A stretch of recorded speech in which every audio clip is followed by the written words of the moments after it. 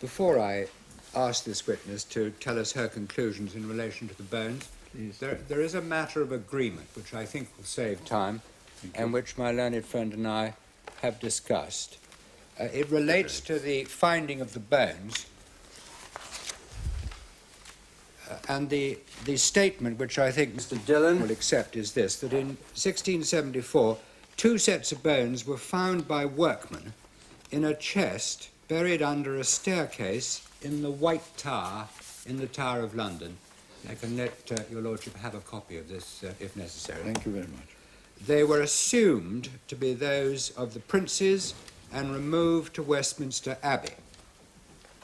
In 1933, they were disinterred for an examination by two experts, Mr. Tanner, the keeper of the monuments of the Abbey, and Professor Wright, who was then, this is 1933 of course, president of the Anatomical Society of Great Britain. Sure.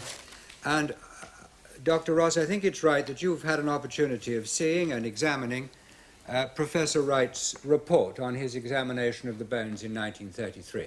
I have. You had an opportunity, I think, of not only seeing Professor Wright's report, but also examining photos of the bones.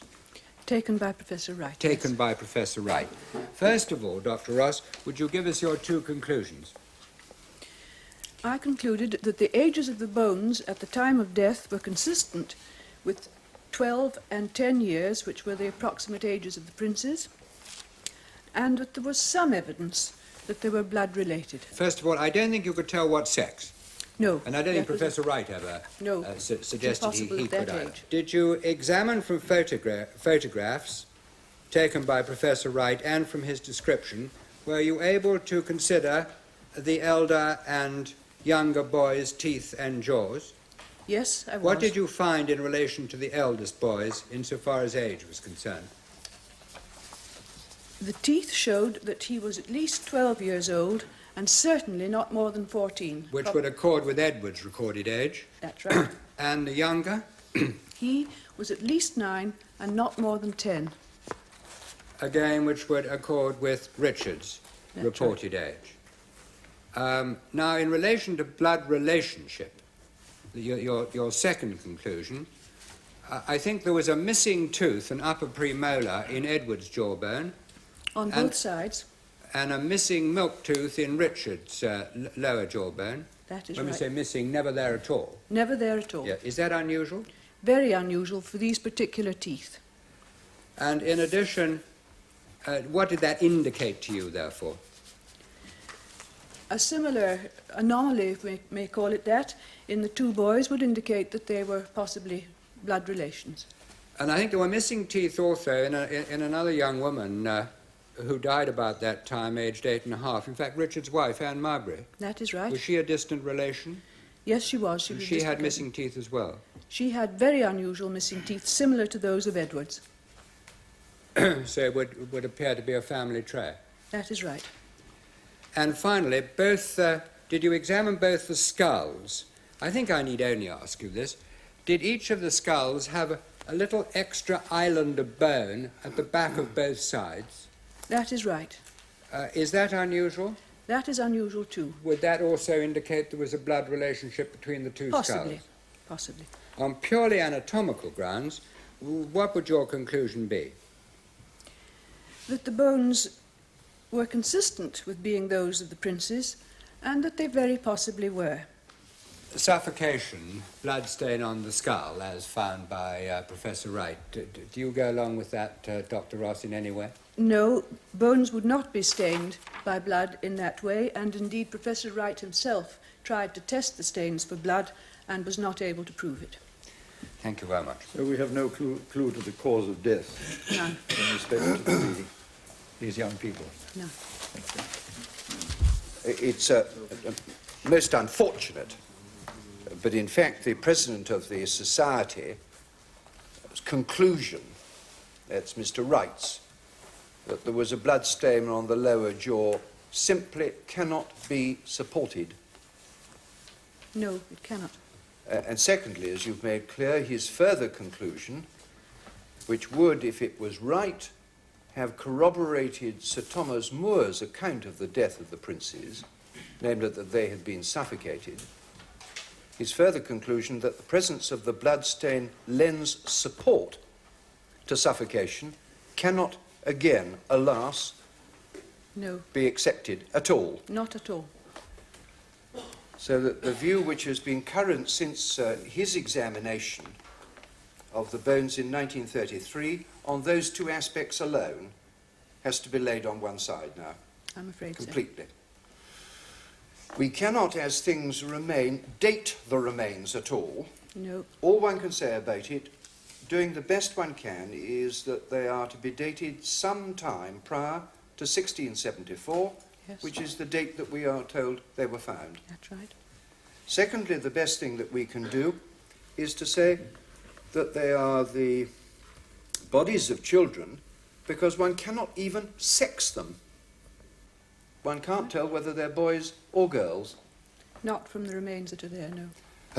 Well, then let me ask you about Professor Bradford, who I understand to be a professor in dental surgery in Bristol, who expressed the opinion examining the same material that you have, i.e. not the original material, but only Professor Wright's report, that the elder child was not more than 11 if one assumes the child's average development. Now, what we cannot do, alas, in the 20th century is to know a great deal about the average development of a child in the 15th century, can we? Well, it happens that as far as the teeth are concerned, there is some evidence as to the development of the dentition. If you please. From Anne Mowbray's skeleton, a very extensive examination was made of her teeth, and it was established that they knew her age at death, and the state of her dentition exactly corresponded with her age, as we would have expected it to be today. But that applies to a female child and not the child under examination, doesn't it? No, that's Must do. true. Well, then, I'm just going to ask one final question. I understand it to be the opinion also by Professor Bradford, not much credence can be attached to the evidence of consanguinity. Would you like to comment on that remark of his? I don't know whether he knew of these anomalous teeth. Well, he knew as much as Professor Wright knew. Professor Do you Wright. Professor Wright didn't know about the anomalous teeth because they were Very not well. described until 1965, I think. Thank you. Is there any difference in the speed of development of the teeth of a female child as distinct from a male child? They are perhaps 6 months in advance of the male, sir. Thank you very much. Thank you, Dr. Ross. Dr. Pollard, please.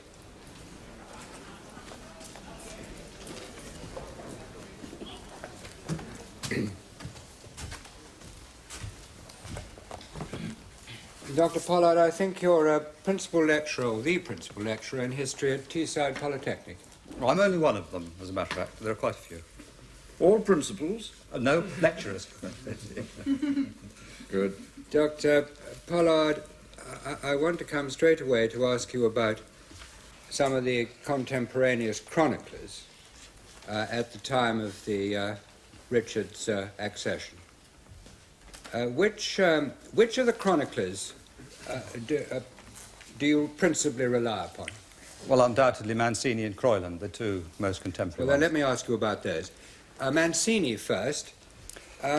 Was he an Italian cleric who was in London at the relevant time? Yes, that's so. I think he was there for about the first 6 or 7 months of 1483. Yes. Briefly, what was he doing in London? Well, he'd probably come on an intelligence-gathering mission sent by a close associate of Louis XI of France. So he was well connected. Yes, he did have important connections in England. I think he subsequently wrote an account of those 6 months, the account of what he appreciated happened in London at that time. Yes.